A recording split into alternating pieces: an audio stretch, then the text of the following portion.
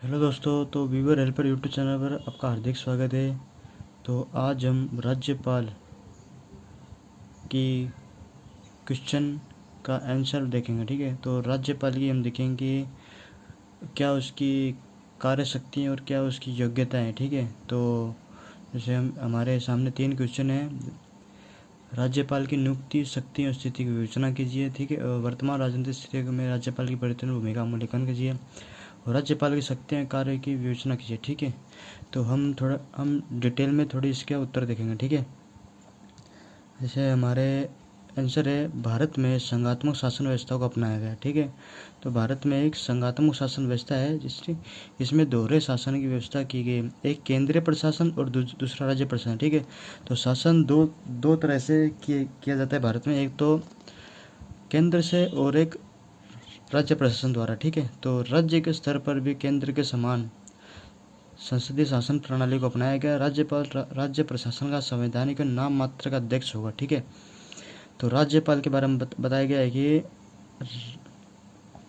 राज्य प्रशासन का संवैधानिक एवं नाम मात्र का एक अध्यक्ष होगा। ठीक है, तो राज्यपाल के पद की व्यवस्था संविधान के अनुच्छेद 153 में लिखा गया है। ठीक है, तो राज्यपाल की संविधान में 153 में लिखा गया है कि राज्यपाल का ही पद होगा। ठीक है, तो प्रत्येक राज्य का एक राज्यपाल होगा, परंतु यह अनुच्छेद एक ही व्यक्ति को एक से अधिक राज्यों का राज्यपाल होने से नहीं रोकता। ठीक है, तो एक राज्यपाल एक से लेकर अधिक राज्यों का राज्यपाल बन सकता है। ठीक है, तो यह आर्टिकल नहीं रोक सकता। ठीक है, अब नीचे देखते हैं राज्यपाल की नियुक्ति किस हिसाब से करती है। ठीक है, तो राज्यपाल की नियुक्ति राष्ट्रपति द्वारा प्रधानमंत्री एवं मंत्रिमंडल की सलाह से की जाती है। ठीक है, तो राज्यपाल की नियुक्ति राष्ट्रपति द्वारा की जाती है और प्रधानमंत्री मंत्रिमंडल की सलाह से की जाती है। ठीक, तो अनुच्छेद 155 में व्यवस्था की गई है राज्य के राज्यपाल की नियुक्ति राष्ट्रपति अपने हस्ताक्षर मुद्रा सहित आज्ञा पत्र द्वारा करेगा। ठीक है, ठीक है, और भारतीय राजनीति में राज्यपाल की नियुक्ति को लेकर अनेक परंपराओं का विकास हुआ, जैसे कि राज्यपाल उस राज्य का नागरिक न हो जहाँ का उसे राज्यपाल बनाया गया है। ठीक है, अब इसमें बताया गया कि जैसे कि राज्यपाल उस राज्य का नागरिक न हो जहाँ का उसे राज्यपाल बनाया जाएगा। ठीक है, तो राज्यपाल जो भी बनेगा तो उस राज्य का नागरिक नहीं होना चाहिए। ठीक है, तो प्राय राज्यपाल उन राजनीतिक व्यक्तियों को बनाया जाता है जिनका राजनीतिक चरित्र साफ है, निष्पक्ष हो। प्राय नियुक्ति करते समय संबंधित राज्य के मुख्यमंत्री की सलाह भी ली जाती है। ठीक है, अब हम देखते हैं कि राज्यपाल बनने के लिए क्या क्या योग्यता की आवश्यकता होती है। ठीक है, तो राज्यपाल पद की निम्न योग्यता निश्चित की गई है, वो नीचे दिए गए पॉइंट है। वह सबसे पहले भारत का नागरिक होना चाहिए। ठीक है, तो उसकी आयु कम से कम 35 वर्ष होना चाहिए। ठीक है, कम से कम 35 वर्ष होना चाहिए, उसके ऊपर कितनी भी हो। उसे राज्य विधानमंडल अथवा संसद का सदस्य नहीं होना चाहिए। यदि ऐसा है तो ज्यों ही वह राज्यपाल का पद ग्रहण करता है उसकी विधानमंडल अथवा संसद की सदस्यता समाप्त हो जाती है। चौथा है वह सरकार के किसी लाभकारी पद पर आसीन ना हो। ठीक है, कोई गवर्नमेंट जॉब में ना हो। अब कार्यकाल देखते हैं, इसका कार्यकाल कितने समय है। संवैधानिक दृष्टि से राज्यपाल कार्यकाल राष्ट्रपति की इच्छा पर निर्भर करता है।